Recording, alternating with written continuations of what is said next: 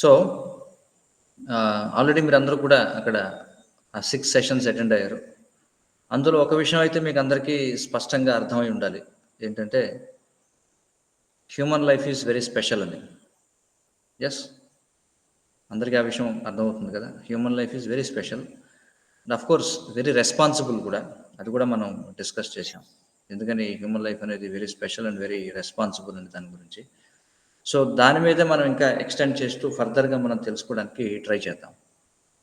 So ఒక basic point ఏంటంటే జంతువులకి, మనుషులకి మధ్య తేడా మనం చూసాం. జంతువులకి హయ్యర్ ఇంటెలిజెన్స్ లేదు. అట్ ద సేమ్ టైమ్ వాటికి హయ్యర్ రెస్పాన్సిబిలిటీస్ కూడా లేవు. కానీ హ్యూమన్ లైఫ్ విషయానికొస్తే హయ్యర్ మనకి ఫెసిలిటీస్ ఉన్నాయి. అంటే హయ్యర్ కాన్షియస్‌నెస్, హయ్యర్ ఇంటెలిజెన్స్ అనేది ఇవ్వబడింది. అట్ ద సేమ్ టైమ్ మనకి హయ్యర్ రెస్పాన్సిబిలిటీస్ కూడా ఉన్నాయని చెప్పుకున్నాం. అయితే మీరు చూడండి, ఫర్ ఎగ్జాంపుల్ మన దేశంలో ఆర్డినరీ సిటిజన్స్, అలాగే ఎవరైనా రెస్పాన్సిబుల్ రోల్స్‌లో ఉన్నటువంటి లీడర్స్ ఇద్దరిని కూడా చూస్తే మనం, ఆర్డినరీ సిటిజన్స్ ఎవరైతే ఉంటారో వాళ్ళు ఎలా వ్యవహరించినా పెద్ద ఇబ్బంది ఉండకపోవచ్చు. కానీ ఎవరైతే రెస్పాన్సిబుల్ పొజిషన్స్‌లో ఉన్నారో డెఫినెట్‌గా వాళ్ళు ఒక లైఫ్ స్టాండర్డ్‌ని మెయింటైన్ చేయాల్సి ఉంటుంది. అవునా కదా! ఫర్ ఎగ్జాంపుల్ ఆర్డినరీ పర్సన్ ఉన్నాడనుకోండి. మనం రోడ్డు మీద వెళ్తుంటాం. ఎస్పెషల్లీ ఇండియాలో మనం చూస్తే, ఆ రోడ్డు మీద వెళ్తూ, వెళ్తూ సడెన్‌గా ఎక్కడైనా టాయిలెట్ వస్తే రోడ్డు వారున మనం టాయిలెట్ పోతుంటాం. కానీ ఒక చీఫ్ మినిస్టరో, లేకపోతే మినిస్టరో ఆ విధంగా చేస్తాడని మనం ఎక్స్‌పెక్ట్ చేయం కదా! ఎందుకంటే అతనికి హయ్యర్ పొజిషన్ అనేది ఉంది.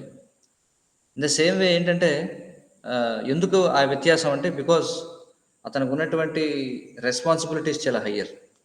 ఇన్ ద సేమ్ వే అందుకే హ్యూమన్ అంటే ఇక్కడ నేను చెప్పేది రెస్పాన్సిబిలిటీస్ అంటే వాళ్ళు ఎన్నో రూల్స్ అండ్ రెగ్యులేషన్స్ పాటించాల్సి ఉంటుంది.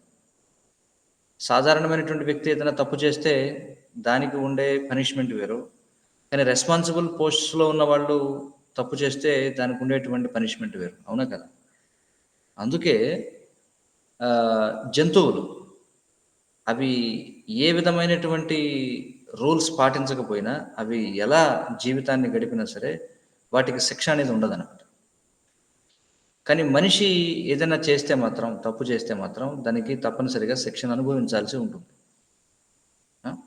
సో, ఐ థింక్ ఇక్కడ అందరికీ తెలుగు అర్థమవుతుంది కదా! ఎవరికైనా ఇంగ్లీష్‌లో కావాలా? ఎవరైనా ఉంటే చెప్పండి. లేదంటే I will continue in Telugu. Right? Comfortable కదా అందరికి? యాహ్! మోస్ట్‌లీ ఎందుకంటే ఇక్కడ ఉన్న వాళ్ళందరూ తెలుగు అర్థమయ్యే వాళ్ళే. No problem. So, the point ఇక్కడ చెప్పొచ్చేదేమిటంటే, మనం చెప్పుకున్నాం ఈ 6 సెషన్ కోర్స్‌లో వాట్ మేక్స్ అంటే మనిషి మనిషిగా నిలబెట్టేది ఏమిటి అంటే, మనిషి అనేవాడు 4 రెగ్యులేటివ్ ప్రిన్సిపల్స్ పాటించాలని మనం చెప్పుకున్నాం. అంటే ఏమిటవి గుర్తున్నాయా ఎవరికైనా? చెప్పగలరా?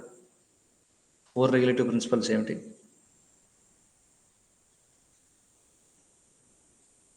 యాహ్! మీరు ఎవరన్నా ఆన్సర్ చెప్పాలనుకుంటే మైక్ ఆన్ చేసి మీరు చెప్పొచ్చు. మనిషి అనేవాడు ఖచ్చితంగా 4 రూల్స్ అనేవి పాటించాలనమాట. శాస్త్రాలు ఏం చెప్తున్నాయంటే Meat eating, meet eating, gambling, intoxication, intoxication, ఇంకా ఇంకొకటి ఉంది. Meet eating, gambling, intoxication and నాలుగోది illegal sex. Illicit sex. So ఈ 4 శాస్త్రాలు ఏం చెప్తున్నాయంటే యాక్చువల్‌గా హ్యూమన్ లైఫ్ అనేది ఎప్పుడు స్టార్ట్ అవుతుందంటే ఈ 4 రెగ్యులేటివ్ ప్రిన్సిపల్స్‌ని పాటించడం మొదలుపెట్టినప్పుడే హ్యూమన్ లైఫ్ అనేది స్టార్ట్ అవుతుంది. సీ ఆ 4 రెగ్యులేటివ్ ప్రిన్సిపల్స్‌ని పాటించకపోతే he is not considered as a human being. అది మనం అర్థం చేసుకోవాలి.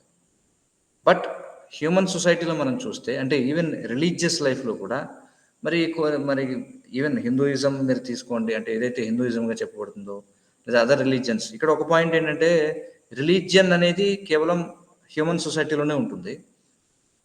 ఇది ఒక పాయింట్ మనం చూస్తున్నాం. మరొక పక్క ఏం చెప్పబడిందంటే 4 రెగ్యులేటివ్ ప్రిన్సిపల్స్ పాటించకపోతే వాడు హ్యూమన్ బీయింగ్ కాదని చెప్పబడింది. మరి ఈ రెండిటిని మనం ఎలా అర్థం చేసుకోవాలి? అంటే దీని అర్థం ఏమిటంటే మనిషి అనేవాడికి సాధారణంగా ప్రతి జీవికి కూడా ఈ 4 ప్రొపెన్సిటీస్ ఉంటాయని చెప్పి శాస్త్రాలు చెప్తున్నాయి. ఏమిటి 4 ప్రొపెన్సిటీస్ అంటే meet eating, illicit sex, gambling and intoxication.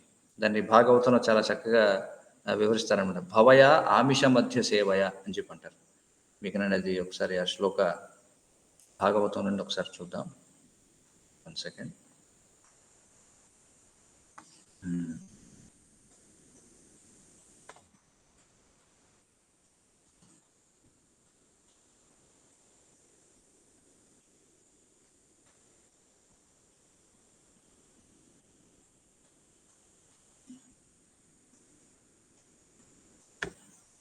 Yeah.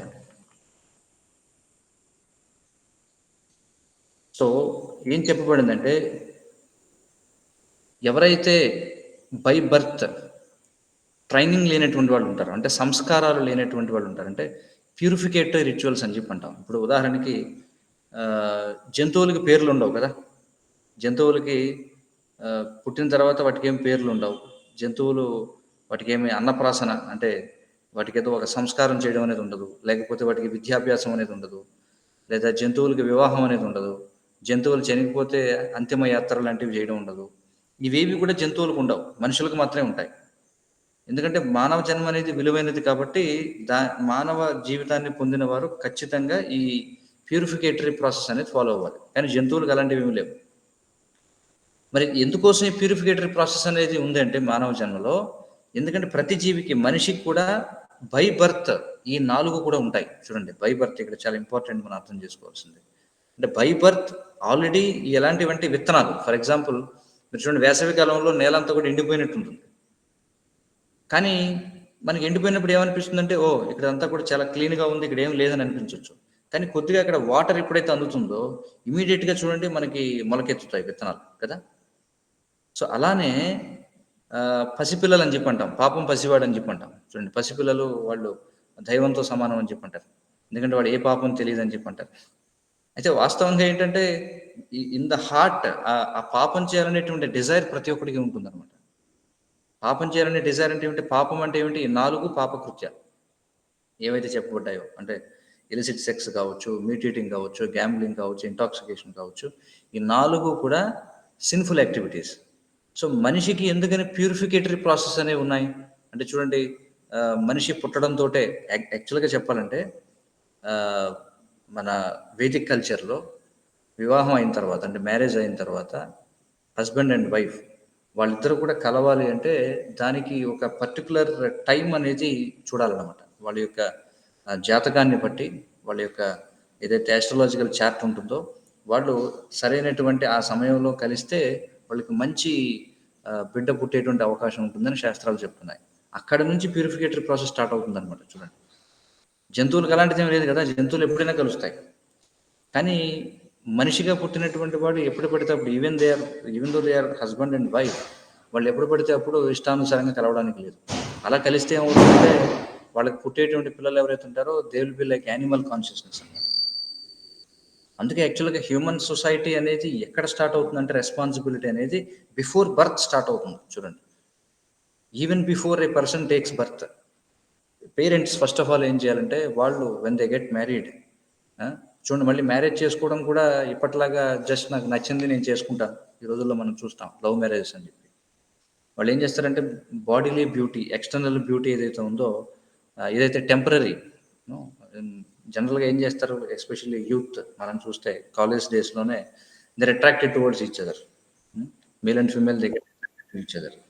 అయితే how they are attracted to each other అంటే on the basis of external beauty, బాహ్యమైనటువంటి సౌందర్యాన్ని చూసి అట్రాక్ట్ అవుతారు. బట్ జనరల్లీ మనం చూసేది ఏమిటంటే, ఎవరైతే ఈ ఎక్స్టర్నల్ బ్యూటీని ఆధారంగా చేసుకుని రిలేషన్షిప్ ఏర్పాటు చేసుకుంటారో ఆ రిలేషన్షిప్ బ్రేక్ అయిపోతుంటుంది అనమాట. కారణం ఏంటంటే, that external beauty doesn't stay for long. ఎందుకంటే that is beauty skin deep, మనం డిస్కస్ చేసాం రైట్. అంటే చూడండి ఎంత రెస్పాన్సిబిలిటీ అనేది ఉందో హ్యూమన్ ఫార్మ్ ఆఫ్ లైఫ్. అంటే ఒక స్త్రీ పురుషుడు కలవడానికి కూడా they have to see their compatibility first of all. అందుకే మనకి ఆస్ట్రాలజికల్ చార్ట్స్ అనేవి ఇవన్నీ కూడా ఉన్నాయి. సో ఆస్ట్రాలజికల్ చార్ట్స్ ప్రకారం దట్ మ్యాన్ అండ్ ఉమెన్ వాళ్ళ యొక్క కంపాటిబిలిటీ చెక్ చేసి, కంపాటిబిలిటీ అంటే వాళ్ళ నేచర్ ఎలా ఉంది, ఇద్దరి యొక్క నేచర్స్ కలవాలి. ఇవన్నీ కూడా ఎలా తెలుస్తాయి మరి? ఆ వ్యక్తి మనకు తెలియదు. అంటే మీకు పరిచయం ఉన్న దగ్గర నుంచి ఆ వ్యక్తి ఎలాంటి వాడో మీకు తెలుసు, కానీ అంటే ఆమె కానీ అతను కానీ అంతకుముందు వాళ్ళు ఎలా ఉన్నారనేది మీకు ఎలా తెలుస్తుంది? తెలుసుకునే అవకాశం ఏమైనా ఉందంటారా? చెప్పండి, లేదు కదా. అందుకే shastras has given a process ఏంటంటే ఆస్ట్రాలజికల్ కంపాటిబిలిటీ అనేది చూడాలి అని చెప్పారు. ఎందుకని అంటే ఒక వ్యక్తి గురించి ఫర్ ఎగ్జాంపుల్ నేనున్నాను, లేకపోతే మీరున్నారు. మీరు నాకు పరిచయం ఎప్పటి నుంచి అంటే కొంతకాలం క్రితం. అలాగే నేను మీకు కొంతకాలం నుంచి పరిచయం మన ఇద్దరికి కూడా. But what I am before that, లేకపోతే మీరు అంతకుముందు ఏమిటి? దీని గురించి మనకి ఎలా ఇన్ఫర్మేషన్ కావాలి? అందుకే వేదిక్ స్క్రిప్చర్స్‌లో మనకి వేదిక్ సైన్స్ అనమాట. Astrology is a Vedic science. వాళ్ళు అనాలిసిస్ చేసి అప్పుడు కంపాటిబిలిటీ ఉన్న ఇద్దరు కలిసిన తర్వాత just because they got married అంటే లైసెన్స్ లాగా కాదనమాట. Okay, we can engage in sexual activity whenever we like, అలా కాదు. Again they have to consider astronomical factors. So ఇవన్నీ ఎందుకు చెప్తున్నానంటే జస్ట్ మీకు అర్థం కావడం కోసం, how human life is very responsible అనేది తెలియడం కోసం ఇవన్నీ ఎక్స్ప్లెయిన్ చేస్తున్నాను. సో అలా స్టార్ట్ అవుతుంది అనమాట హ్యూమన్ లైఫ్ అనేది. తర్వాత వాళ్ళు ఒక రైట్ టైం చూసి రైట్ కాన్షియస్నెస్తో చూడండి, even before man and women mixes with each other, as per shastras ఏంటంటే వాళ్ళు కొన్ని ప్యూరిఫికేటరీ ప్రాసెస్ని ఫాలో అవ్వాలి. అది ఆ రోజు అంతా కూడా చాలా మంచి ఆధ్యాత్మిక ఆలోచనలు కలిగి ఉండాలి, ఇవన్నీ కూడా ఉండాలి. ఆ ప్యూరిఫైడ్ కాన్షియస్నెస్తో ఎప్పుడైతే వాళ్ళు కలుస్తారో then they can give birth to a noble soul అనమాట. నోబుల్ సోల్ అంటే అర్థం ఏమిటి అంటే, ఇప్పుడు చూడండి మీకు కార్పొరేట్స్లో మీకు ఇంటర్వ్యూ చేస్తారు కదా, జాబ్కి తీసుకునేటప్పుడు ఇంటర్వ్యూ చేస్తారు. ఇంటర్వ్యూలో వాళ్ళు ఏం చెక్ చేస్తారంటే weather this person can be trained or not, అది చూస్తారా లేదా? అంతేనా? లేకపోతే జాబ్కి కావాల్సిన స్కిల్స్ ఆల్రెడీ వీడి దగ్గర ఉన్నాయని చూస్తారా? చెప్పండి. యాక్చువల్గా జాబ్కి కావాల్సిన స్కిల్స్ ఆల్రెడీ వీడి దగ్గర ఉన్నాయంటే చాలామంది వాడిని తీసుకోరు. ఎందుకంటే వీడికి ఆల్రెడీ వచ్చు, ఇలా కాదు. వాళ్ళకి కావాల్సింది ఏంటంటే whether this person can be trained or not. అలాగే నోబుల్ సోల్ అంటే నా ఉద్దేశం ఏమిటంటే who can be trained in spiritual knowledge. చూడండి, who can be trained in spiritual knowledge, అలాంటి వాళ్ళు పుడతారనమాట. లేకపోతే ఏమవుతుంది చూడండి, ప్రజెంట్ సొసైటీలో ఫర్ ఎగ్జాంపుల్ మనం ఏదైనా స్పిరిచువల్ డిస్కషన్ ఉంది అనగానే how many are interested? Tell me. You are few fortunate people, so you are interested because you have some know మీకు ఏందో కొంచెం ఏమంటారు దాన్ని, ఒక పుణ్యం అనేది ఉంది. ఇప్పుడు మీరు కొన్ని పయస్ యాక్టివిటీస్ చేస్తున్నారు కాబట్టి you are naturally attracted, okay spiritual డిస్కషన్స్లో పాల్గొందాం. Why, what is the difference between outside people and you? So there is a difference. మన పూర్వం చేసిన యాక్టివిటీస్ మీద ఆధారపడి ఉంటుంది. సో అట్లా human life is very responsible. అందుకే ఆ మనిషి పుట్టిన తర్వాత వెంటనే వాణ్ణి ఈ సిన్ఫుల్ యాక్టివిటీస్ వైపు వెళ్ళనివ్వకుండా చేయడం కోసం ప్యూరిఫికేటరీ ప్రాసెస్ అని ఉన్నాయన్నమాట. చూడండి, అదే డిఫరెన్స్ మనిషికి జంతువుకి. చూడండి ఎంత ఎంత అంటే వాడు పుట్టక ముందు నుంచే ఎంత కంట్రోల్డ్గా హ్యూమన్ లైఫ్ అనేది ఉందో చూడండి. అందుకే మరి ఎందుకు ఈ ప్యూరిఫికేటరీ రిచువల్స్, ఎందుకు మనకి నామ సంస్కారం జరగాలి, మనకి నామకరణం, లేకపోతే పుట్టు వెంట్రుకలు తీయడం అంటారు, లేకపోతే ఇంకేమున్నాయి రకరకాల, అన్నప్రాసన అంటారు, లేకపోతే అక్షరాభ్యాసం అంటారు, కొంతమందికి ఉపనయనం అని చెప్పంటారు, వివాహం అని చెప్పంటారు. ఎందుకని ఇవన్నీ ఉన్నాయంటే సో దట్ మనిషి పాప మార్గాన్ని పట్టకుండా ఉండడం కోసం. లేకపోతే ఏమవుతుంది, వాడికి ట్రైనింగ్ ఇవ్వకపోతే, ఇప్పుడు చూడండి ఫర్ ఎగ్జాంపుల్ మీరు ఎందుకండి ఇవన్నీ ప్రచారం చేయాలి, ఎవరికి వాళ్ళని వాళ్ళ వదిలేయచ్చు కదా అని చెప్పి అంటుంటారు కొంతసార్లు. మరి అదే లాజిక్ని మనం పిల్లల్ని ఎందుకు స్కూల్కి పంపడం, వాళ్ళని అలా వదిలేస్తే వాళ్ళే నేర్చుకుంటారు కదా అంటే అది లాజిక్గా చెప్పండి?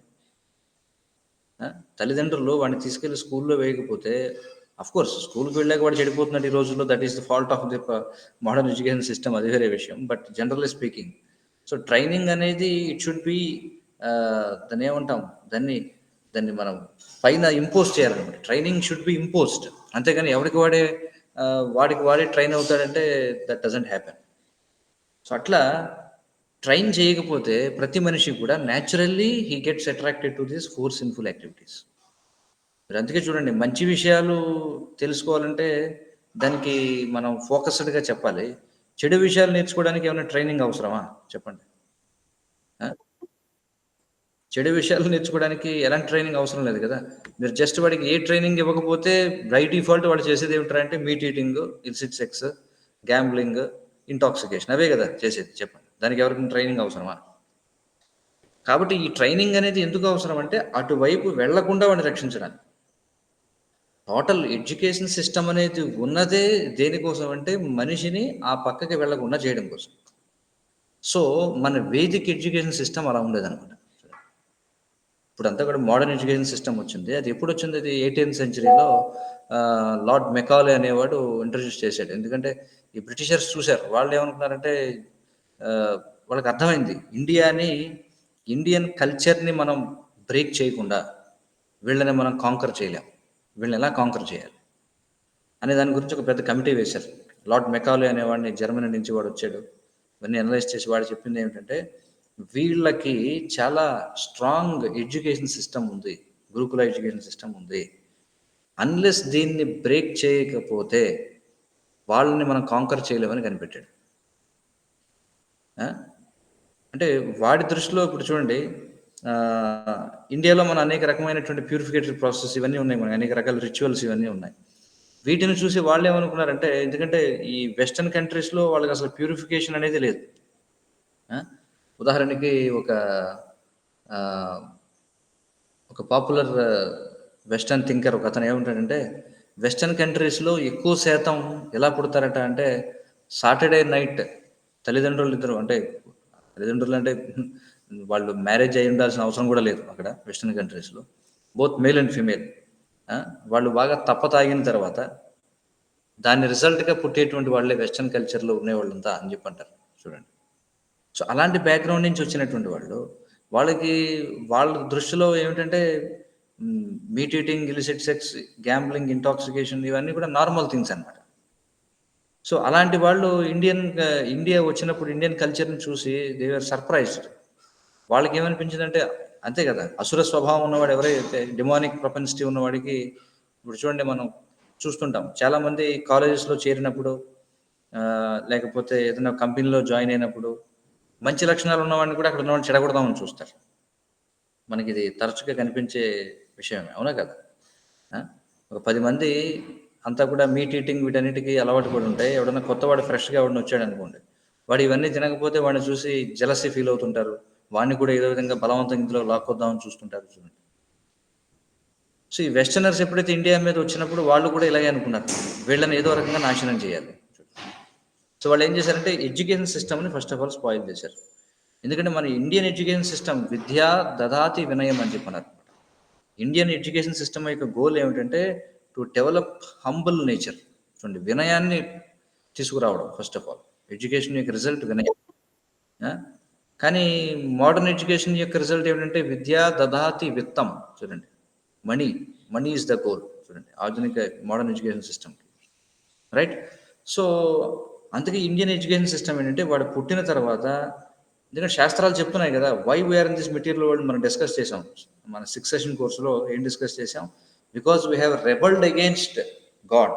అంటే మనం భగవంతునికి వ్యతిరేకంగా మనం తిరుగుబాటు చేశాం కాబట్టి we are sent into this jail called material world. ఈ భౌతిక ప్రపంచం అనేటువంటి ఒక కారాగృహం అన్నమాట, ఒక జైలుకి మనం పంపించబడ్డాం. ఎందుకంటే to rectify our self and again return back to God. So జైల్లో ఉన్నాడంటే దాని అర్థం ఏమిటి? వాడికి ఆల్రెడీ సిన్ఫుల్ ప్రొపెన్సిటీ ఉందనే అర్థం. ఏమంటారు?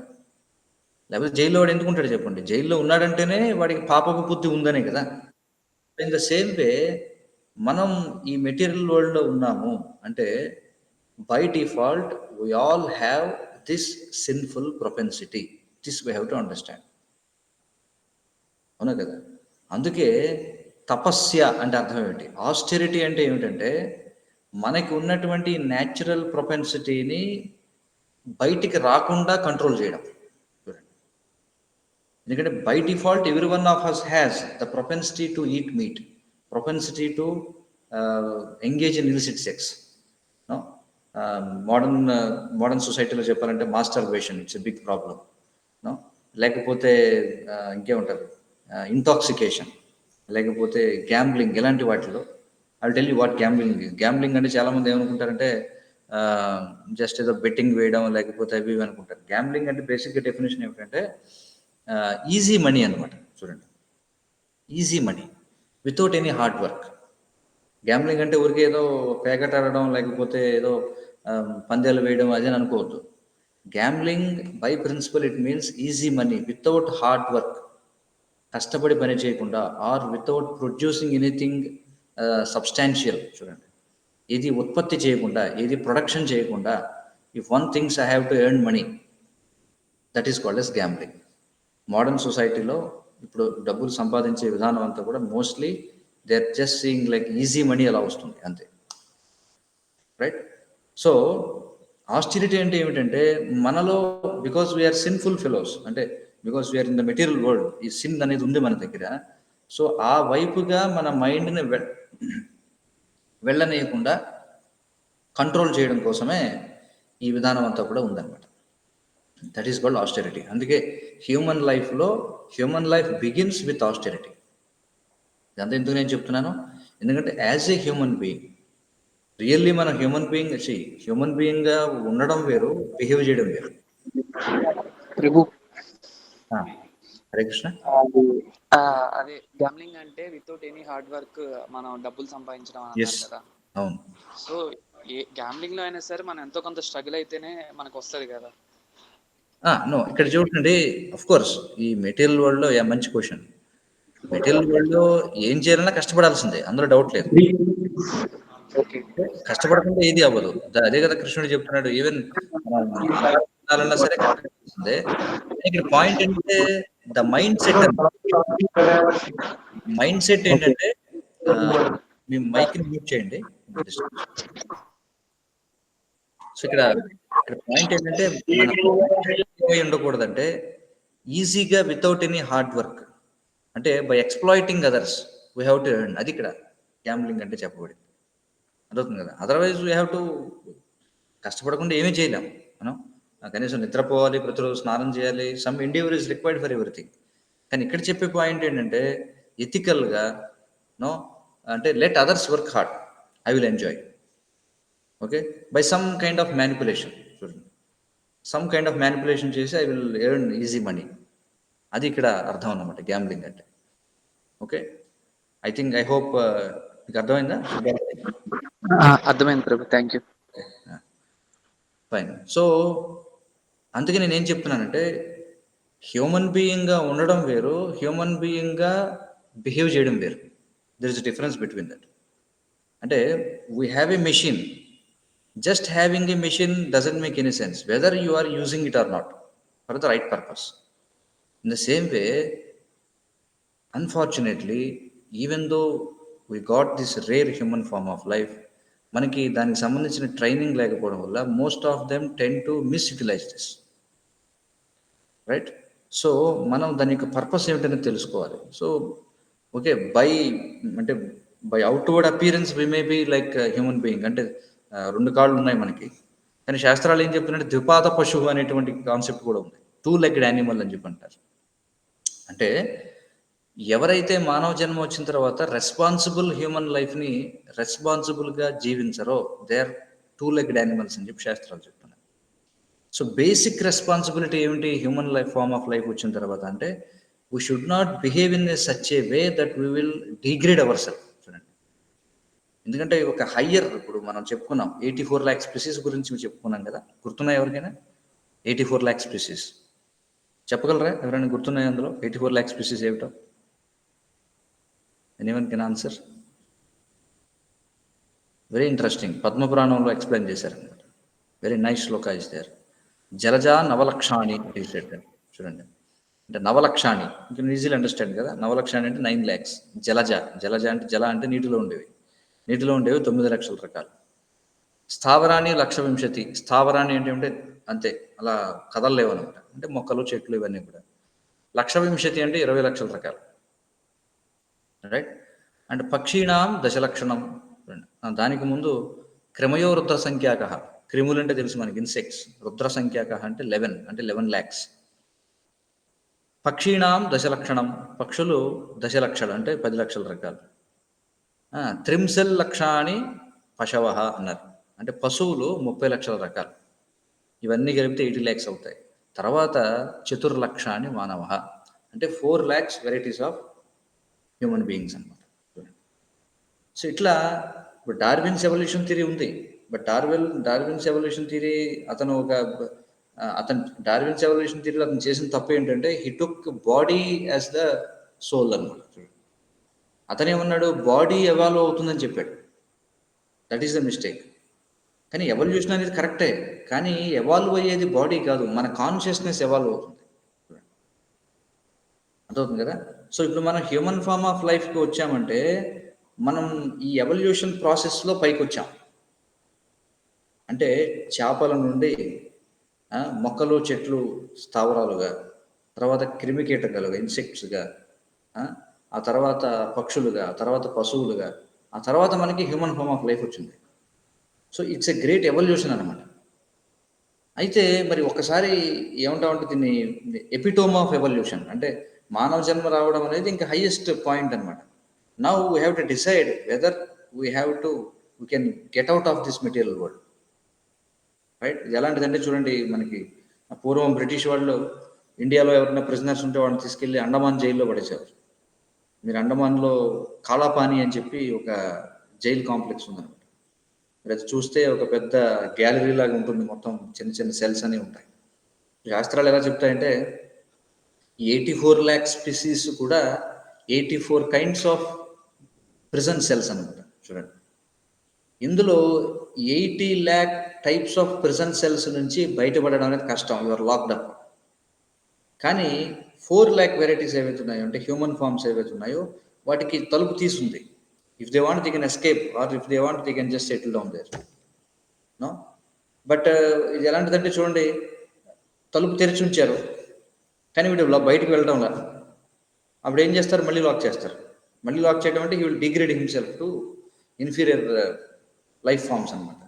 సో అట్లా హ్యూమన్ లైఫ్ అనేది మనకు వచ్చిన తర్వాత we should not degrade our self. At least we have to take birth again as human being. చూడండి, ఎందుకంటే హ్యూమన్ బీయింగ్గా ఉన్నప్పుడే one can understand all this philosophy and he can escape from this material world. ఈ jail నుంచి బయటపడే అవకాశం ఉంటుంది. But if you don't get human form of life, then what happens, tell me. అందుకే అట్లీస్ట్ మళ్ళీ మనం డౌన్ఫాల్ అవ్వకుండా ఉండడం కోసం 4 రెగ్యులేటివ్ ప్రిన్సిపల్స్ అనేవి పాటించాలి అని చెప్పారు. See how important it is, no. Meat eating, gambling, illicit sex and intoxication, ఇవి ఏం చేస్తాయంటే they will ensure at least that we don't degrade to animal forms of life. అయితే ఇక్కడ క్వశ్చన్ ఏంటంటే, so that means religious life అనేది ఉన్నది దేనికోసం అంటే to regulate the sinful propensities of human beings. Now if that is the case, why it is again permitted in shastras meat eating అనేది మనం చూస్తున్నాం. ఒక్కోసారి మరి మతం పేరుతో మరి జంతువులను తినడం అనేది ఉంది. Christians they take meat, Muslims they take meat, even in Hinduism that is there. Of course in Vedic culture meat eating is there. So దీని పరిస్థితి ఏమిటండి అంటే there is a lot of difference between meat eating, intoxication and whatever is allowed in shastras. ఇది ఎలాంటిదంటే చూడండి, for example మనకి government maintain చేసేటువంటి liquor shops ఉంటాయి కదా. తేడా ఏమన్నా ఉంటుందంటారా గవర్నమెంట్ మేనేజ్ చేసే లిక్కర్ షాపులో తాగడానికి, లేకపోతే అనుమతి లేని చోటను తాగడానికి? ఏంటి డిఫరెన్స్? పనిష్మెంట్ ఉంటుంది. చెప్పండి మోహిత్, పనిష్మెంట్ అంటున్నాడు, ఇంకా వేరే ఆన్సర్స్ ఏమైనా ఉన్నాయా? Age restrictions. Age restrictions, okay. ఇంకా బట్ నా క్వశ్చన్ ఏంటంటే, మందు తాగడం అనేది తప్పు అయితే మరి గవర్నమెంట్ ఎందుకు మరి పర్మిట్ చేయాలి దాన్ని? అది ఇక్కడ క్వశ్చన్, రైట్? ఏమంటారు? ఆదాయం అదే కదా. చెప్పండి, ఎవరో ఒకరు చెప్పండి ఆన్సర్. ప్రభుత్వానికి ఆదాయం వచ్చేది దాని నుంచి కాబట్టి దాన్ని ఓకే. ఇంకా సుబ్బారెడ్డి మీరేదో చెప్తున్నారు. అంటే ప్రభు నీడ్ ఉంది కాబట్టి, ఇప్పుడు అవసరం ఉంది కాబట్టి, అది ఎలాగో తాగే వాళ్ళు ఉన్నారు కాబట్టి అదేదో మనమే అంటే సమ్ ఆథరైజ్డ్ పర్పస్ లో కొన్ని రిస్ట్రిక్షన్స్, ఇన్స్ట్రక్షన్స్ ద్వారా మనం పెడితే అది బెటర్ అని గవర్నమెంట్ పెట్టారని. ఓకే. సో ఇది ఎలాంటిదంటే this is like one kind of concession అన్నమాట. ఎందుకు కన్సెషన్ అంటే there are certain class of people, వాళ్ళు they cannot survive without drinking. మరి వాళ్ళని ఏం చేయాలి? కంప్లీట్‌గా కండెమ్ చేయాలా? లేదా సమ్ మిడిల్ పాత్ ఏదైనా తీసుకెళ్ళి వాళ్ళని పైకి అప్‌లిఫ్ట్ చేయాలా? అందుకోసం ఏం చేస్తుందంటే గవర్నమెంట్ ఏం చేస్తుందంటే సర్టెన్ రూల్స్ అండ్ రెగ్యులేషన్స్‌కి లోబడి గవర్నమెంట్ ఆల్సో ప్రభుత్వం ఏం చేస్తుంది? కొన్ని లిక్కర్ షాప్స్ ఓపెన్ చేస్తుంది. But that doesn't mean government is promoting drinking wine. ఇది మనం అర్థం చేసుకోవాలి. అవునా కదా? అంటే ఒక రూల్, అందుకే చెప్తున్నాం. రూల్ అనేది ఎప్పుడు వస్తుందంటే rule is meant to prohibit. అవునా కదా? అదే చెప్పాను, మంచినీళ్ళు తాగడానికి ఏమైనా ప్రొహిబిషన్స్ ఉన్నాయా? లేదు కదా. మంచినీళ్ళు తాగడానికి ఏం ప్రొహిబిషన్స్ లేవు. ఎందుకంటే that is not harmful for life. అదేం హానికరం కాదు. ఒకే మనం బేసిక్ ప్రిన్సిపల్ అర్థం చేసుకోవాలి. ఎక్కడెక్కడ ప్రొహిబిషన్ ఉందంటే what ever is not good for human society, వాటి విషయాల్లో ప్రొహిబిషన్స్ అనేవి ఉన్నాయి. బట్ అన్ఫార్చునేట్లీ ఈ ప్రొహిబిషన్ అనే దాన్ని ఎంకరేజ్మెంట్గా మనం తీసుకోకూడదు. ఇది మనం అర్థం చేసుకోవాలి. అదే మిస్అండర్స్టాండ్. సో అట్లానే నేను చెప్పాను కదా, ప్రతి హ్యూమన్ బీయింగ్కి 4 ప్రొపెన్సిటీస్ ఉన్నాయి. ఏమిటవి అంటే meet eating, illicit sex, gambling, ఇవన్నీ ఉన్నాయి. సో మరి ఏం చేయాలి? మరి ఈ ప్రొపెన్సిటీస్ ఉన్నాయి కాబట్టి శాస్త్రాల్లో ఒక మధ్య మార్గం కూడా ఉందన్నమాట, ఒక మిడిల్ పాత్. ఏమిటంటే under some restrictions it is allowed. కానీ ఎవరికి అది అంటే హయ్యర్ క్లాసెస్ ఆఫ్ పీపుల్ కాదు. చూడండి, ఎవరైతే లో క్లాస్ పీపుల్ ఉంటారో వాళ్ళ కోసం ఇవి ఉన్నాయి తప్ప they are not higher principles. చూడండి, అందుకే చెప్తున్నాం Vedic culture is very complex అనమాట. చూడండి, ఎందుకంటే it recognizes the various kinds of propensities in people. For example మీరు చూస్తే ఇస్లాంలో కావచ్చు, క్రిస్టియానిటీలో కావచ్చు, ఎనీ అదర్ రిలీజియన్ మీరు తీసుకోండి, their rules and regulations are just common to every one. And ఆ రూల్స్ అండ్ రెగ్యులేషన్స్ కూడా ఎలా ఉంటాయంటే చాలా చాలా లో లెవెల్ రెస్ట్రిక్షన్స్ ఉంటాయి. మీరు చూస్తే మన డిస్కషన్లో మీరు చూస్తే ఫర్ ఎగ్జాంపుల్ క్రిస్టియానిటీలో ఏముంది? థౌ షల్ నాట్ కిల్ అని, right? Thou shall not kill అంటే ఏంటి? యూ షల్ నాట్ కిల్ అని చెప్పి కదా, నువ్వు చంపవద్దు అని చెప్పారు, రైట్? కానీ దాని అఫ్ కోర్స్ తర్వాత చంపవద్దు అంటే దాని అర్థం ఎందుకు ఇక్కడ చెప్పారంటే killing human beings are very prominent అనమాట. చూడండి, చంపడం అనేది చాలా సాధారణంగా జరుగుతుంటుంది ఆ సొసైటీలో, అందుకే నువ్వు చంపవద్దు అని చెప్పాను.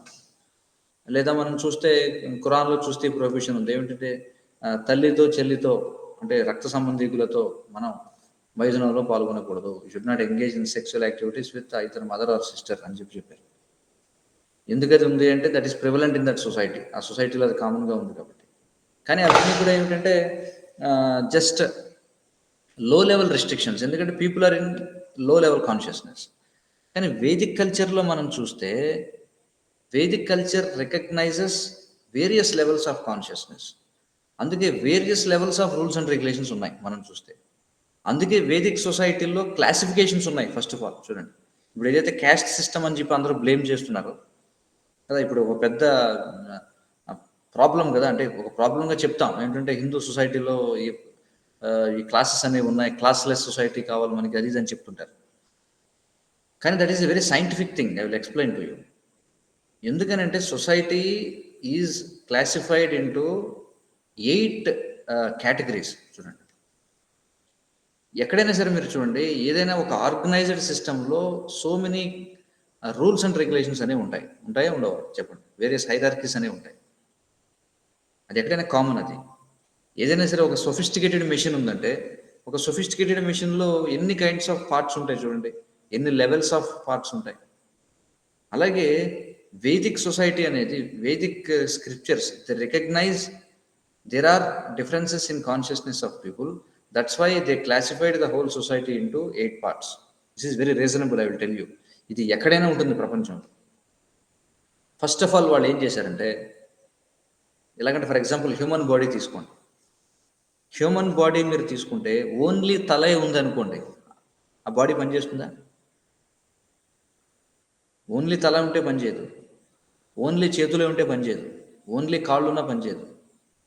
అంటే జస్ట్ మన హ్యూమన్ బాడీ చూడండి ఎన్ని తేడాలు ఉన్నాయి మన బాడీలో. కాబట్టి ఒకే ఆర్గాన్ ఉండాలి అంటే కుదరదు, బాడీ ఫంక్షన్ చేయలేదన్నమాట. ఇన్ ద సేమ్ వే సొసైటీలో కూడా అందరూ ఒకే క్లాస్ ఆఫ్ పీపుల్ ఉండాలంటే కాదు.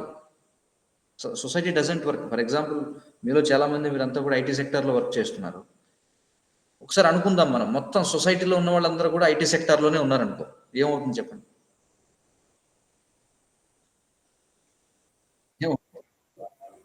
ఫుడ్ ఆగిపోతుంది. కానీ but that craziness is going on now. ఒక విధంగా అదే జరగబోతుంది, అవునా కదా? హోల్ మొత్తం సొసైటీలో అందరినీ కూడా ఎటువైపు ఎంకరేజ్ చేస్తున్నారంటే అందరినీ వెళ్ళి సాఫ్ట్వేర్ సెక్టార్లో జాయిన్ అవ్వమని చెప్తున్నారు. బట్ అది జరగడం వల్ల ఏమవుతుందంటే స్లోగా మనకి సిటీస్లో ఏదైతే ఫుడ్ అనుకుంటున్నారో అది కొంతకాలం తర్వాత మీకు కనీసం ఇప్పుడు ఏదో నిలవైన ఆహారం దొరుకుతుంది, కొన్నాళ్ళ తర్వాత ఆర్టిఫిషియల్ ఫుడ్ తినాల్సి వస్తుంది అనమాట. ఎందుకంటే అందరూ కూడా ఒకవేళ నిజంగా ఐటీ సెక్టార్కి వెళ్ళాలని అనుకుంటే దెన్ హూ విల్ కల్టివేట్ కదా, లేకపోతే who will clean the drainages, లేకపోతే సరిహద్దుల్లో యుద్ధం చేసేవాడు ఎవడు చెప్పండి, పాలన చేసేవాడు ఎవడు? So this makes sense right. In any society classless society చేద్దాం అనేది క్రేజీనెస్ అనమాట. అదవుతుంది కదా, అసలు క్లాస్లెస్ సొసైటీ చేస్తాను నేను అంటే అది క్రేజీనెస్ అవుతుంది. ఎందుకంటే that doesn't work. Any organised society చూడండి, ఆర్గనైజ్డ్ అంటేనే, ఆర్గనైజేషన్ అంటేనే that means that there are various people who does various kinds of activities. Yes or no? Right. కాకపోతే ఏంటంటే that classification should be natural, that is not which is imposed on someone. అది మనం చూడాలి. So ఎలా అయితే మన human బాడీలో we need various organs, okay, and they are all equal. Because అంటే చేయి తీసేసినా పర్వాలేదు, కాల్ చేసినా పర్వాలేదు, అట్లా కదా. ఎమర్జెన్సీ సిచ్యువేషన్లో ఏ పార్ట్లు ఉండాలి, ఏ పార్ట్లు లేకపోయినా మనిషి బతుకుతాడు అనేది కూడా మనకు ఉంది, రైట్. ఒక హెల్తీ బాడీ గురించి మనం చెప్పుకోవాలంటే అన్ని, for a healthy body all organs are important. Yes or no? That is there. But in emergency case ఏమి ఉండాలి చెప్పండి? If there is an emergency, ఏ అవయవాలు కనీసం ఉంటే మనిషి బతుకుతాడు? ఐస్. కళ్ళు. కళ్ళు లేకుండా బతకొచ్చు కదా.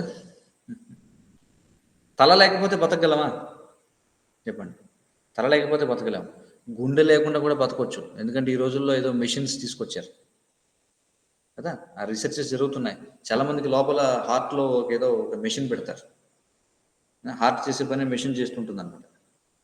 కానీ ఏదో ఉన్నా లేకపోయినా బతకొచ్చు ఉండే. లంగ్స్ లేని వాళ్ళకి కూడా నేను ఈరోజు చూశాను, ఏదో లంగ్స్ లేని వాడికి కూడా ఏదో బయట నుంచి ఏదో ఒక మెషిన్ ఏదో బిగించి వాడిని బతికిస్తున్నారు. కిడ్నీ లేకపోయినా మనిషి బతకొచ్చు, అవునా కదా. ఈవెన్ మనకి చూడండి, ఎక్స్క్రీటరీ ఆర్గాన్ వెనకాల యానస్ లేకపోయినా సరే ఏదో పైపులు పెట్టి బయటకు తీస్తారు, లేకపోతే వాడి యూరిన్ రాకపోయినా సరే వాడికి ఏదో పైపులు తగిలిస్తారు, చూస్తున్నాం కదా మనం. కానీ తల లేని వాడికి వేరే ఏదన్నా పెట్టి బతికించగలమా చెప్పండి? తల లేకపోతే సిస్టమ్ జీవించగలుగుతుందా? చేతులు లేకపోయినా బతకొచ్చు కదా, చూస్తున్నాం కదా. కాళ్ళు లేని వాళ్ళు బతుకుతున్నారు, చెవులు లేని వాళ్ళు బతుకుతున్నారు, కళ్ళు లేని వాళ్ళు బతుకుతున్నారు, నాలుగు లేని వాళ్ళు బతుకుతున్నారు. కానీ తల లేకపోతే ఎవడు బతకలేడు. సో అలాగే ఎలాగైతే ఒక హెల్తీ బాడీలో అన్ని ఆర్గాన్స్ ఇంపార్టెంట్, కానీ ఎమర్జెన్సీ విషయానికి వస్తే హెడ్ ఈజ్ వెరీ ఇంపార్టెంట్. అలాగే సొసైటీ కూడా వేదిక్ శాస్త్రాలు ఏం చెప్తున్నాయంటే సొసైటీని 8 పార్ట్స్గా డివైడ్ చేశారు. ఏమిటది? ఫస్ట్ ఇంటెలిజెంట్ క్లాస్ చూడండి, అంటే హెడ్ అన్నమాట. Head is the intelligent class, intelligentsia అని చెప్పి అంటాం. రెండవది ఏమిటంటే అడ్మినిస్ట్రేటివ్ క్లాస్. అడ్మినిస్ట్రేటివ్ క్లాస్ అంటే ఎలాంటిదంటే చూడండి, చేతులు లాంటిది అనమాట. చూడండి, ఫర్ ఎగ్జాంపుల్ మనకి ఇంగ్లీష్లో ఆర్మీ అంటాం. ఆర్మీ అంటాం కదా. ఆర్మీ దేనికి? ఆర్మీ యొక్క పని ఏమిటి? To protect, right. ఆ ఆర్మీ అనే పదం ఎక్కడి నుంచి వచ్చిందంటే ఆర్మ్ అంటే చేతులు. చూడండి, ఈ చేతులు శరీరాన్ని రక్షించడానికి ఉన్నాయి. ఏదన్నా మీదకి వచ్చిందో ఎవరైనా కొట్టపోతే ఇలా చేతులు అడ్డం పెట్టుకుంటాం కదా. ఏదైనా మీద పడుతుంది అనుకుంటే ఇలా చేతులు అడ్డం పెట్టుకుంటాం. అంటే చేతులు అనేవి ఏం చేస్తాయంటే శరీరాన్ని రక్షిస్తాయన్నమాట. చూడండి, సో ఆర్మ్స్. కాబట్టి ఆర్మ్ అనే పదం నుంచే ఆర్మీ అనే పదం వచ్చింది. అందుకే in Vedic scriptures no administrators are compared to hands అన్నమాట. చూడండి, administrators are compared to arms. ఓకేనా. నౌ మెర్కంటైల్ క్లాస్ అంటే ప్రొడక్షన్ క్లాస్ అనమాట, అంటే ఉత్పత్తి వర్గం.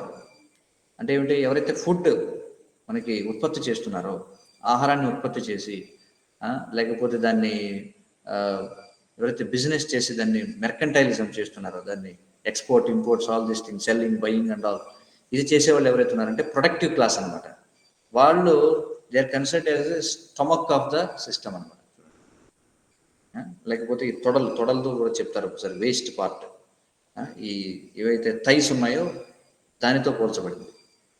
ఇది ప్రొడక్టివ్ క్లాస్, ఈ థైస్ అండ్ వేస్ట్, ఈ స్టమక్ పార్ట్ అంటారు. ఇంకా తర్వాత లేబర్ క్లాస్.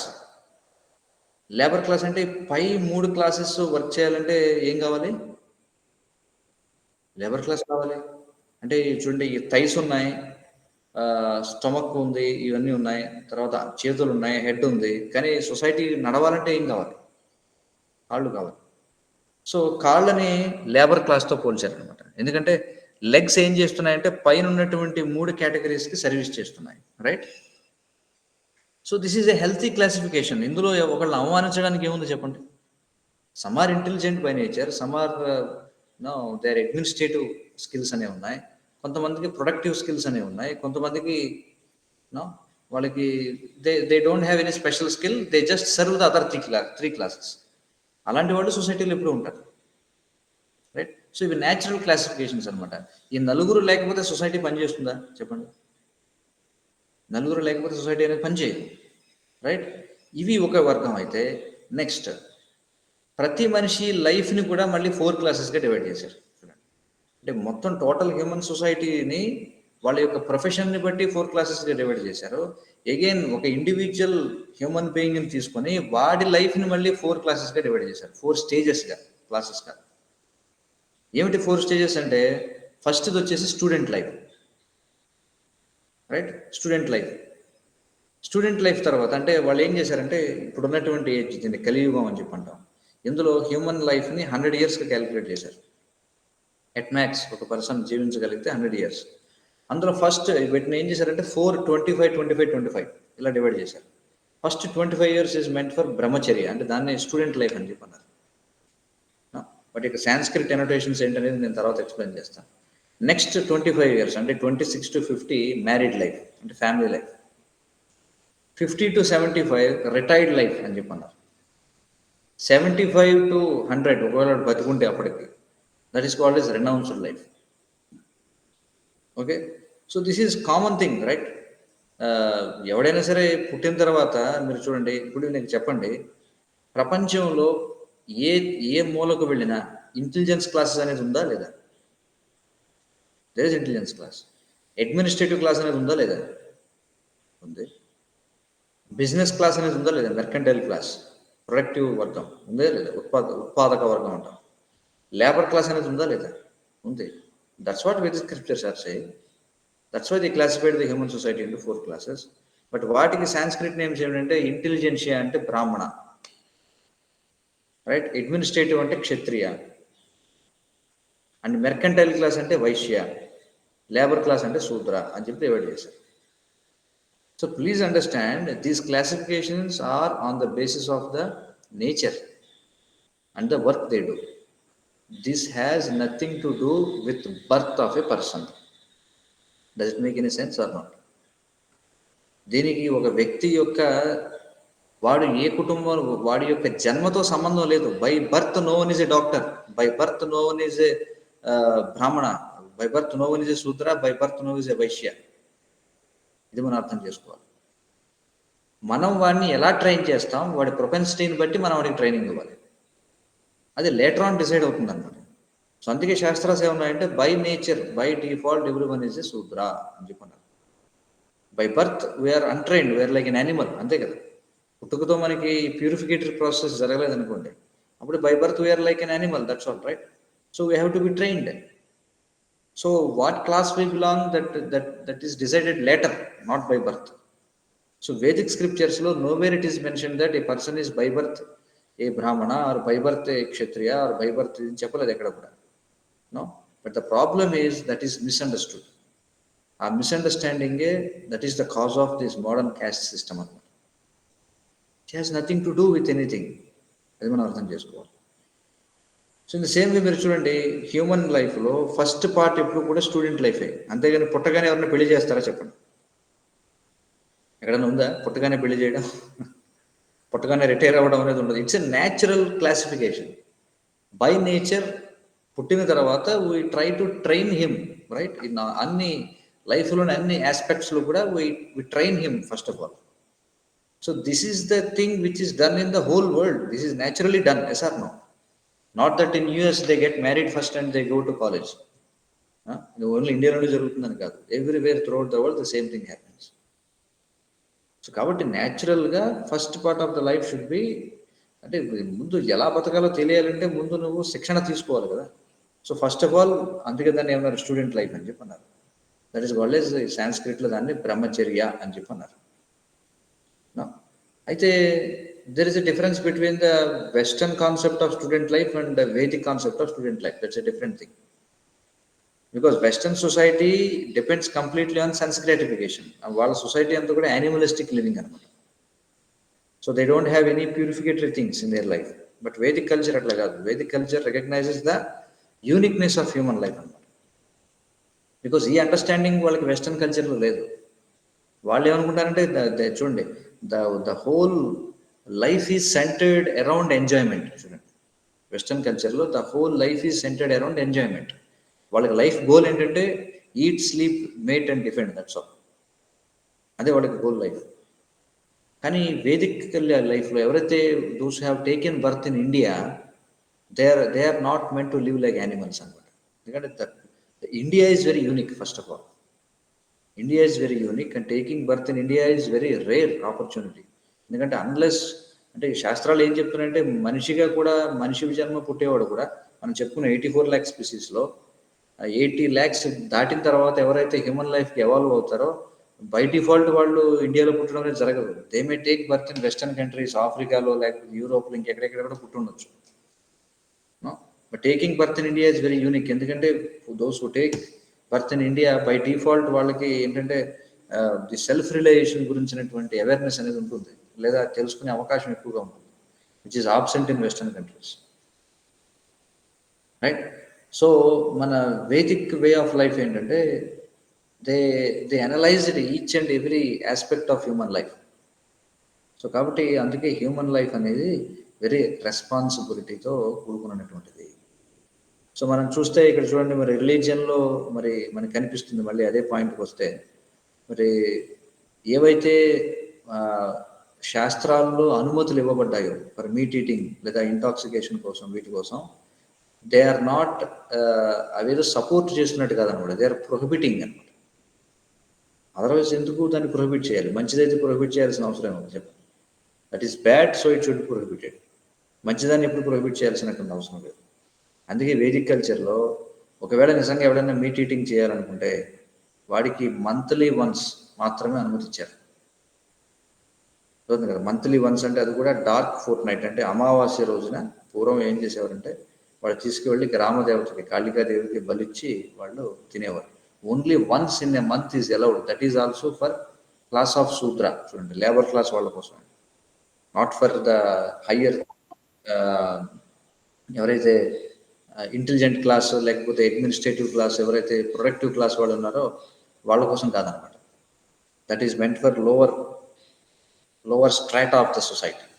అది కూడా విత్ ఇన్ సమ్ లిమిట్స్ అనేవి వాళ్ళకి ఇవ్వబడ్డాయి. సో ఇట్లా వీ హ్యావ్ జస్ట్ స్టార్టెడ్ అంతే. నేను జస్ట్ అది ఎట్లా అసలు హ్యూమన్ లైఫ్ అనేది రెస్పాన్సిబిలిటీ అనే దాని గురించి నేను జస్ట్ అది స్టార్ట్ చేశాను. There is so much to discuss. అయితే so I will stop here and we will take some questions. Ya, if anyone has any questions please come up. So మిగిలిన time మనం interaction కోసం spend చేద్దాం.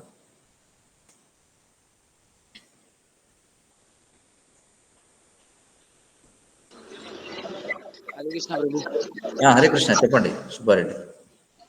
ప్రభు, అది gambling దగ్గర చిన్న doubt ప్రభు. అప్పట్లో ధర్మరాజు, దుర్యోధనుడు వాళ్ళు కూడా ఆడారు కదా చూద్దాం. అవును. సో దాన్ని ఎలా సపోర్ట్ చేస్తారు ప్రభు అట్లా? అప్పుడు దాన్ని ఎలా సపోర్ట్ చేస్తారంటే, సో నేను చెప్పాను కదా, ఇవి కామన్ న్యాచురల్ ప్రొపెన్సిటీస్ అనేవి ఉన్నాయి, కానీ కొన్ని క్లాసెస్ వాళ్ళకి ఇది అనుమతించబడింది. ఫర్ ఎగ్జాంపుల్ అడ్మినిస్ట్రేటివ్ క్లాస్ వాళ్ళు ఎవరైతే ఉన్నారో అడ్మినిస్ట్రేటివ్ క్లాస్ వాళ్ళకి ఇది అనుమతించబడింది అనమాట. ఎందుకని అంటే అడ్మినిస్ట్రేటివ్ క్లాస్ అంటే ఇప్పట్లా కాదు. ఇప్పట్లో ఇప్పుడున్న పొలిటికల్ సిస్టమ్ వేరు, అప్పుడున్న పొలిటికల్ సిస్టమ్ వేరు.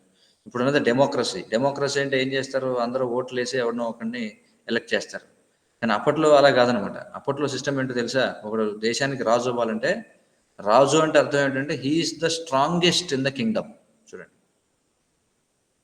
రాజు అవ్వడం అంటే ఊరికే ఏదో ఓట్లేసి వాడిని రాజుగా ఎన్నుకోవడం కాదు.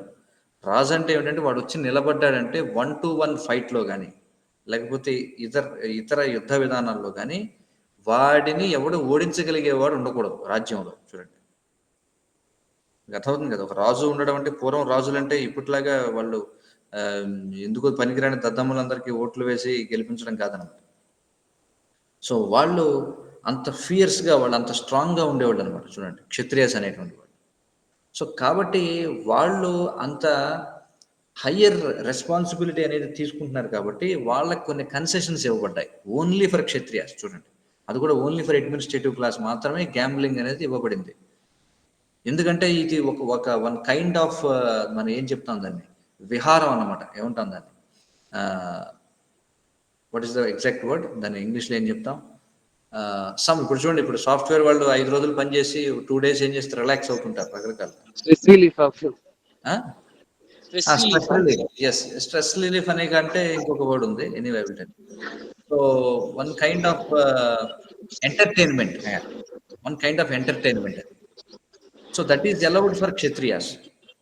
అందుకే for Kshatriyas even meat eating is also allowed. మీరు చూస్తే అందుకే క్షత్రియాస్ దే కెన్ వాళ్ళు ఎంతో మందిని వివాహం కూడా చేసుకోవచ్చు. So there are some concessions given because he sacrificing his life. చూడండి, right, but that is allowed only for Kshatriyas. అదే చెప్తున్నాను. అది కూడా ఎవరికి, one who is self realised, అంటే ఎవరైతే హై లెవెల్స్ ఆఫ్ అండర్స్టాండింగ్ ఉన్నవాళ్ళు దాంట్లో పాల్గొన్నారు. చూడండి, ప్రతి క్లాస్లో కూడా హై లెవెల్లో ఉన్నవాళ్ళు ఉంటారు, లో లెవెల్లో ఉన్నవాళ్ళు ఉంటారు. ఫర్ ఎగ్జాంపుల్ మీరు ధర్మరాజు ఉదాహరణ తీసుకున్నారు. మహాభారతంలో ధర్మరాజుకి ఇష్టం లేదు గ్యాంబ్లింగ్ చేయాలని చెప్పి, బట్ హీఈస్ ఎప్పుడైతే ధర్మరాజుకి ఆహ్వానం అందిందో అతడు చెప్పాడు, ఎందుకంటే జోదం అనేది శాస్త్రాలు వ్యతిరేకిస్తున్నాయి, ఇది సకల జాతిని నాశనం చేసేటువంటిది ఇది. సో ధర్మరాజు బలవంతంగా అందులోకి లాగబడ్డాడు జోదంలోకి. నో, బట్ ధర్మరాజు ఏం స్వయంగా యుధిష్ఠిరుడు వెళ్ళి నేను గ్యాంబ్లింగ్ చేద్దామని వెళ్ళాల. అది ఎవరు చేస్తారంటే గ్యాంబ్లింగ్ అనేది లో క్లాస్ క్షత్రియాస్ చేస్తారనమాట. సో దుర్యోధన ఆ లో క్లాస్ లెవెల్లో ఉన్నాడు కాబట్టి వాడు ఇచ్చినటువంటి ఇన్విటేషన్కి, ఎందుకంటే క్షత్రియాస్కి చెప్పబడింది, if A Kshatriyas invited for gambling he should not deny it. చూడండి, క్షత్రియుడిని గ్యాంబ్లింగ్కి ఆహ్వానిస్తే అతడు దానికి తిరస్కరించకూడదని శాస్త్రాలు చెప్తున్నాయి. బట్ ఎవరు ఆహ్వానిస్తారు, అలాంటి వాటిలో ఎవరు నిమగ్నం అవుతారంటే లో క్లాస్ ఫెలోస్ నిమగ్నం అవుతారు అనమాట. So that is clearly set in shastras. So Yudhishthira or Dharmaraja, he never wanted to participate in that, but by force he is dragged into that అనమాట. అది yes, any other questions? So Prabhu, అది meeting కూడా same వర్తిస్తుంది అన్నారు కదా మీరు చెప్పిన answer ఇది. యా, సో కృష్ణుడు కూడా క్షత్రియుడే కదా అప్పుడు వచ్చినప్పుడు ఆయన ఇక్కడికి, కృష్ణుడు అవును. సో ఆయన తినేవారా ప్రభు మరి? అది కృష్ణుడు ఆయన భగవంతుడు. ఐ విల్ టెల్ యూ, కృష్ణుడు మాంసం తినేవాడు అంటే ఇది ఎంత హాస్యాస్పదమైందంటే, I will tell you, the whole creation is already in his belly. Okay, మీకు అర్థమవుతుంది కదా, ఆల్రెడీ సమస్త సృష్టి తన కడుపులో ఉన్నవాడు స్పెషల్గా మాంసం తినడం ఏంటిది, అది దట్ డజంట్ నో. సో భగవంతుడు he is a completely different category. మొత్తం సమస్త సృష్టిని పుట్టించేవాడు, పోషించేవాడు, లయం చేసేవాడు. ఆయనకి మాంసం అనేది లేదు, ఆయనకి భౌతికము లేదు, ఆధ్యాత్మికము లేదు. For him everything is energy, that's all, and everything is all. So that doesn't have any sense అనమాట. అంటే చాలా మంది తెలియక ఏంటంటే కృష్ణుడు తిన్నాడా, రాముడు తిన్నాడా అని అడుగుతుంటారు. But for them it is not at all, అసలు అది విషయమే కాదనమాట. అర్థమవుతుంది. సో ఈ రెగ్యులేషన్స్ అనేవి మనకున్నాయి, ఎందుకంటే మనం భగవంతుడు కాదు కాబట్టి మనం ఏం చేసినా సరే we will be bound up అనమాట. మనం ఏం చేసినా దానికి మనం అనుభవించాలి. కానీ భగవంతుడు అలా కాదు. He swarat, he's independent. ఆయన బైండ్ చేసేది ఇది కూడా లేదు సృష్టిలో. So he can do anything but we cannot imitate that. That is very dangerous. ఇది ఎలాంటిదంటే శాస్త్రాస్లో ఒక ఎగ్జాంపుల్ చెప్పబడింది. తేజీయసాం న దోషాయ అని చెప్పి అంటారు. అంటే పవర్ఫుల్ పీపుల్ ఎవరైతే ఉన్నారో ఆ పవర్ఫుల్ పీపుల్ ఏం చేసినా సరే వాళ్ళని అది డ్యామేజ్ చేయదు అనమాట. ఫర్ ఎగ్జాంపుల్ సూర్యుడు ఉదాహరణ చూడండి. ఫర్ ఎగ్జాంపుల్ సూర్యుడు ఉదయించినప్పుడు ఆ సూర్యుని యొక్క వెలుగు అది ఎక్కడ ఉన్న నీటినైనా ఆవిరి చేస్తుంది. ఫర్ ఎగ్జాంపుల్ మనం వెళ్ళి యూరినేట్ చేస్తాం. మనం యూరినేట్ చేసిన తర్వాత ఆ యూరిన్ లో ఉన్న వాటర్ కూడా సూర్యుడు ఆయన ఎవాపరేట్ చేసేసుకుంటాడు, అంటే అబ్జర్వ్ చేస్తాడు. కానీ that doesn't mean that sun will be smelling like that. సూర్యుడి దగ్గర ఉదయించగానే మనకి స్టింకింగ్ స్మెల్ వస్తుందా చెప్పండి? రాదు. ఎందుకంటే హీఈస్ సో పవర్ఫుల్. సో అలాంత పవర్ఫుల్ పీపుల్కి ఈ చిన్న చిన్న విషయాలు ఏవైతున్నాయో it doesn't make any effect అనమాట. So in same way Bhagavan is like that. So ఆయన్ని doesn't effect anything. Whatever he does it doesn't effect anything. కానీ మనం చేస్తే మాత్రం we will get effected by that. So I hope okay bro, thank you. అంటే ఈ doubt ఎందుకు వచ్చిందంటే ప్రభు, కొంతమంది ఆఫర్ చేస్తారు కదా, అంటే నాట్ అబౌట్ కృష్ణ, అంటే మిగతా డెమి గాడ్స్ ఉన్నారు కదా, వాళ్ళకి ఆఫర్ చేస్తారు కదా కొంతమందికి నాన్ వెజ్ చేస్తారు. ఎందుకనంటే చూడండి, నేను చెప్పాను కదా ఇందాక, సొసైటీలో కొంతమంది అది తినకపోతే చాలా కష్టం అనుకునే వాళ్ళు ఉన్నారు కదా, వాళ్ళ కోసం కొన్ని ప్రిన్సిపల్స్ ఇచ్చారు. కానీ ఆఫర్ చేసేది కూడా నేరుగా విష్ణువుకి కానీ కృష్ణుడికి కానీ చేయడానికి కాదు, ఆయన ఏజెంట్స్కి ఇవ్వచ్చు. అంటే ఎవరైతే కాళికాదేవి వీళ్ళు ఉన్నారో వాళ్ళు తీసుకుంటారు. వాళ్ళు తీసుకుని వాళ్ళు కూడా తినరు యాక్చువల్గా. మీకు అర్థమవుతుంది కదా. ఎలాగంటే ఇప్పుడు చూడండి, గవర్నమెంట్ మనకు ఒక మినిస్ట్రీ ఉంది. ఏంటిది? ఎక్సైజ్ మినిస్ట్రీ అనేది ఒకటి ఉంది. ఎక్సైజ్ మినిస్ట్రీ అంటే వాళ్ళు ఏం చేస్తారు, ఈ లిక్కర్కి సంబంధించిన యాక్టివిటీస్ అన్ని వాళ్ళు చూసుకుంటారు. కానీ లిక్కర్ సంబంధించిన యాక్టివిటీస్ వాళ్ళు చూసుకున్నా they are not drunkards by themselves. మీకు అర్థమవుతుంది కదా. అఫ్ కోర్స్ మోడర్న్ గవర్నమెంట్ లో చీఫ్ మినిస్టర్స్ కూడా తాగుబోతులు ఉంటారు, అది వేరే విషయం. బట్ ఫర్ ఎగ్జాంపుల్ సో వాళ్ళు ఏంటంటే ఆ డిపార్ట్మెంట్ ని ఓవర్సీ చేస్తారు తప్ప, కాళికాదేవి ఫర్ ఎగ్జాంపుల్ గ్రామ దేవతలకు వీళ్ళు ఏం చేస్తారంటే వెళ్ళి కాళికాదేవికి గొర్రెలు మేకలన్నీ ఇస్తారు. But she doesn't eat anything.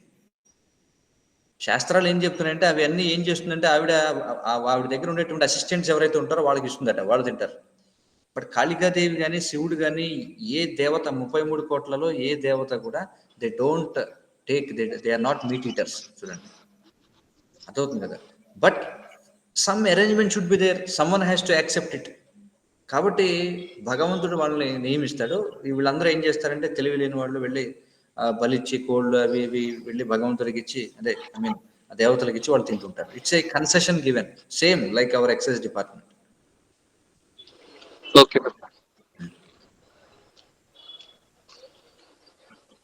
Any other questions?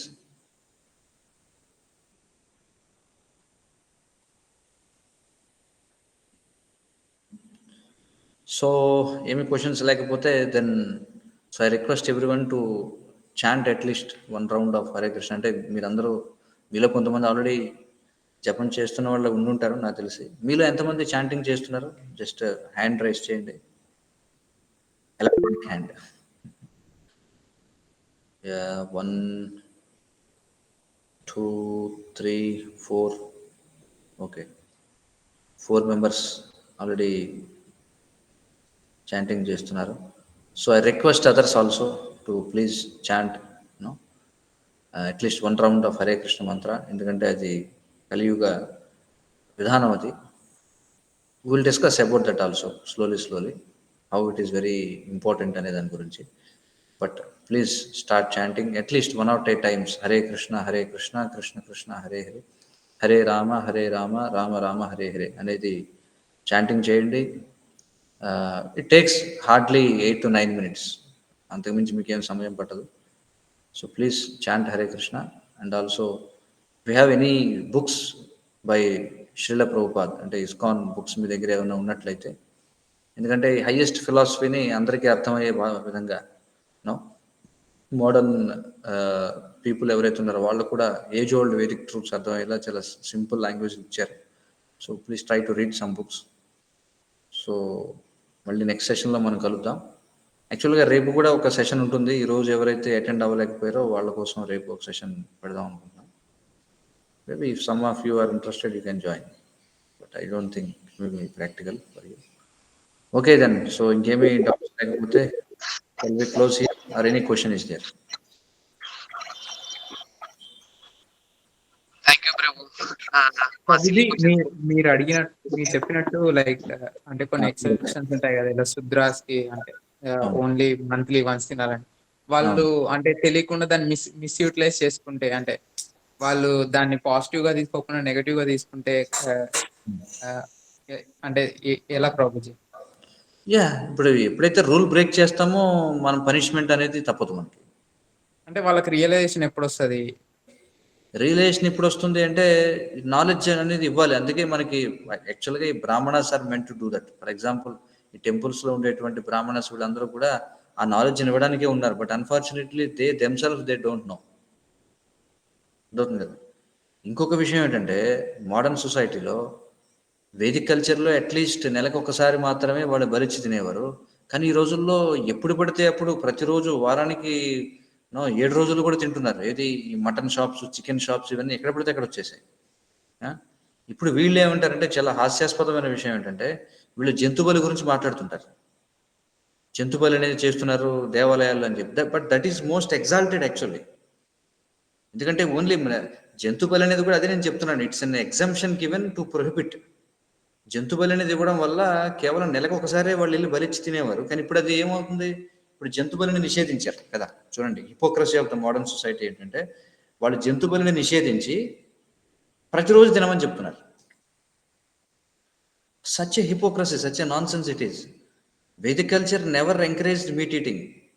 ఒకవేళ నువ్వు చేయాలన్నా సరే నెలకు ఒక రోజే అనుమతి ఇచ్చేవారు, మిగతా రోజులు ఎవరు తినేవారు కాదు. వీళ్ళు ఏం చేశారు, ఇప్పుడు దాన్ని పెద్ద భూతత్వంలో చూపించి, చూడండి ఈ హిందూ మతంలో లేకపోతే వైదిక గ్రంథాల్లో జంతు బలి అనేది ఉంది, జంతువుల్ని హింసిస్తున్నారు అది ఇది అని చెప్పి. ఎవడైతే ఇలా హింసిస్తున్నారో అది ఇది అంటే వాడు రోజు తింటాడు. జంతు బలి ఇచ్చేవాడు నెలకు ఒకసారి తింటాడు. కానీ ఎవడైతే జంతు బలి తప్పు అని చెప్పి ఉద్యమాలు లేవదీసేవాడు ప్రతిరోజు తింటాడు. ఇది ప్రస్తుతం జరుగుతున్నది అనమాట. So it's very scientific system Vedic culture.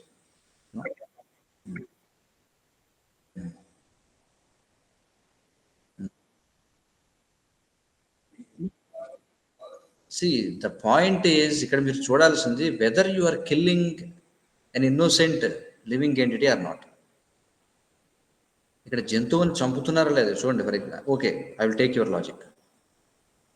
Government liquor షాపులు తాగినా, బయట అనుమతి లేకుండా దొంగసారా తాగినా జబ్బు వస్తుందా లేదా చెప్పండి. గవర్నమెంట్ లిక్కర్ షాపులు తాగితే జబ్బు రాదు, కానీ బయట నాటుసారా తాగితే చనిపోతాడు అనేది ఏం లేదు కదా. But anyway that effect will be there. ఇక్కడ మనం చూడాల్సింది ఏంటంటే they are killing, but Vedic సిస్టంలో that is regulated very much. చూడండి ఎన్ని ప్రాణులు రక్షించబడుతున్నాయి. ఎందుకంటే వాళ్ళకి ఓన్లీ నెలకు ఒకసారి మాత్రమే పర్మిషన్, నెలకి ఒక రోజు, అది కూడా అమావాస్య రోజున మాత్రమే వాళ్ళకి పర్మిషన్ ఇవ్వబడింది. మిగతా రోజుల్లో ఎవరు తినడానికి లేదు. That was the society earlier. కానీ ఈ రోజు ఏమవుతుంది, దాన్ని తప్పని చెప్పి ప్రతిరోజు తినమని చెప్పి ఇచ్చారు. చూడండి.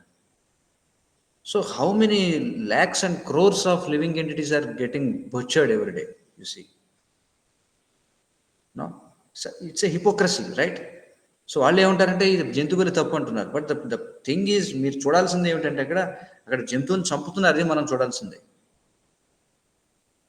సో అందుకని ఒక రకంగా చెప్పాలంటే ఈ రోజుల్లో జంతు బలిని మనం ప్రోత్సహించాలన్నమాట. ఎందుకంటే ఆ విధంగా నిజంగా జంతు బలి అనే ప్రాసెస్కి మనం కట్టుబడి ఉంటే అసలు ఎక్కడ కూడా చికెన్ షాప్ అనేది ఉండదు ఎక్కడ కూడా. చూడండి, దేశంలో చికెన్ షాపులన్నీ కూడా మూతపడాల్సి వస్తుంది జంతు బలిని కనుక మనం ఎంకరేజ్ చేస్తే. జంతు బలి ద్వారా మాత్రమే తినాలి అని కనుక ఒకవేళ రూల్ తీసుకొస్తే, శాస్త్రాస్లో చాలా స్పష్టంగా చెప్పబడింది, it should be done only on amavasya, right? కానీ see because of ignorance how they are doing it now. అదనమాట.